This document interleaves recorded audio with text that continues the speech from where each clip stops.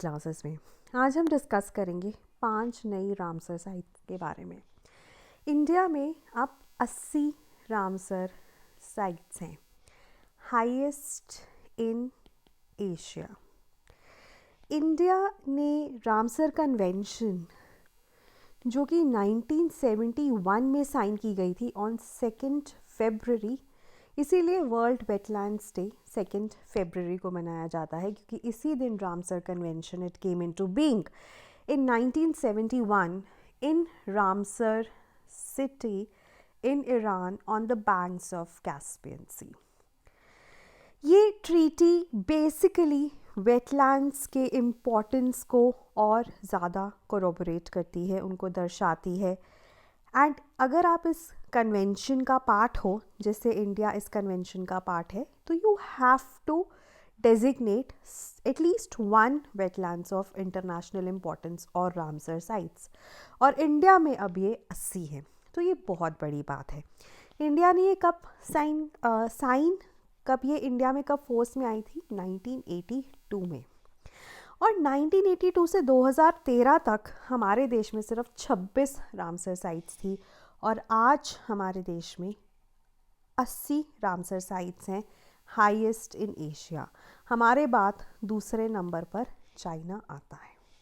इसी इंफॉर्मेशन के साथ स्टार्ट करते हैं 5 नई रामसर साइट्स के बारे में इंफॉर्मेशन और ये वीडियो। शुरू करने से पहले हमने रिसेंटली स्लीपी क्लासेस रैपिड्स नाम का एक चैनल लॉन्च किया है ना। इसमें we will be covering all the important information with respect to UPSC and state exams in a rapid fashion, right? So that is the whole idea कि अगर आप टाइम को देखें तो रैपिडली वो बढ़ रहा है, और हम भी कोशिश कर रहे हैं कि उस तेज़ी से आगे बढ़ते हुए टाइम में हम आपके लिए कुछ कंट्रीब्यूट कर पाएँ। So do subscribe this channel, link आपको डिस्क्रिप्शन में मिल जाएगा। Now we also have our crash course going on Sambhav for prelims 2024। इसमें लाइव क्लासेस ली जाती हैं। क्लासेस में स्टैटिक और करंट अफेयर्स दोनों को कवर किया जाता है। You also get practice questions, you also get FLTs, you also get the analysis of PYQs.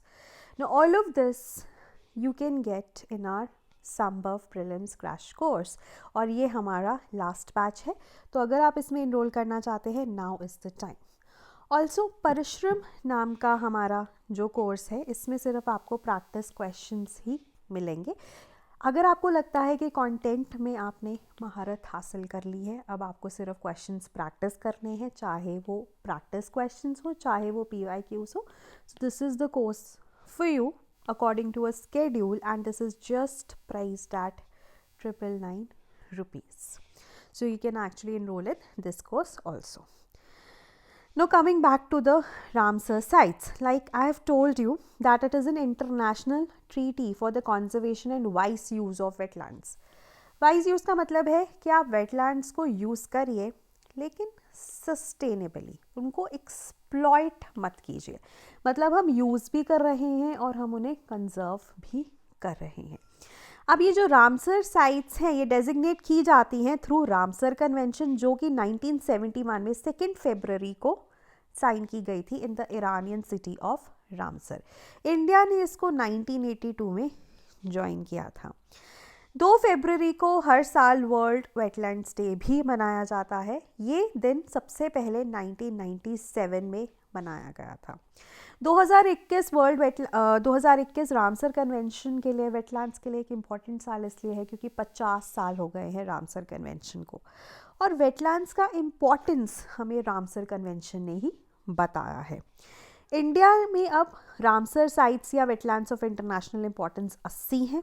दुनिया भर में सबसे ज़्यादा अगर हम देखें तो यूके में है, उसके बाद हमारे पास एशिया में इंडिया में सबसे ज़्यादा है।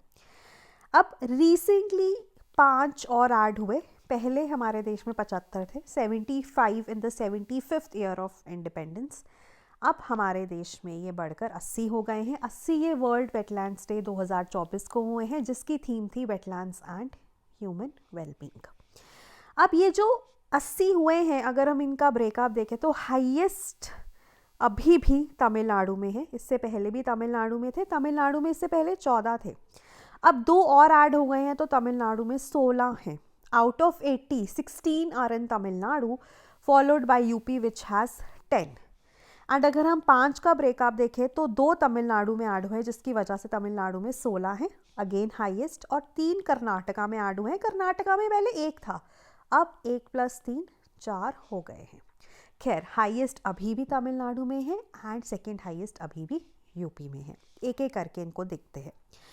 और ये जो मैंने आपको पहले चीज़ बोली थी कि 75 रामसर साइट्स जो हैं वो हमारी 2022 में हुई, because it was the 75th year of independence. तो 2024 में हमने 5 और ऐड कर ली। सो द पॉइंट बीइंग कि इनिशियली बहुत ही कम मूवमेंट थी, 26 ही हैं, उसके बाद धीरे धीरे हमने बढ़ाई हैं, right. So these are the 5 which have been recently added. So 3 are in Karnataka and 2 are in Tamil Nadu.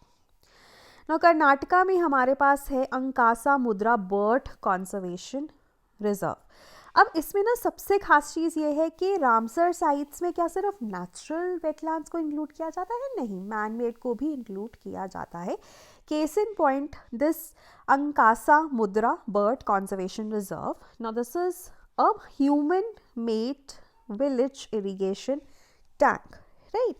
And यहाँ पर आपको अगर हम स्पीशीज़ देखें तो बर्ड्स में पेंटेड स्टॉक और ब्लैक हेडेड आईबीज की 1% ऑफ द पॉपुलेशन यहाँ पर आपको मिलती है। तो बहुत इंपॉर्टेंट है वाटर बर्ड्स के respect to, painted stork and black headed ibis के respect to, and otherwise also और जो स्पीशीज़ हैं उनके हिसाब से भी। अगेन इन कर्नाटका, पहले हम तीनों जो करेंगे वो कर्नाटका में है। देन नेक्स्ट है हमारे पास Aghanashini estuary, which is actually in the confluence, formed at the confluence of Aghanashini river with the Arabian sea, Laccadive sea to be precise.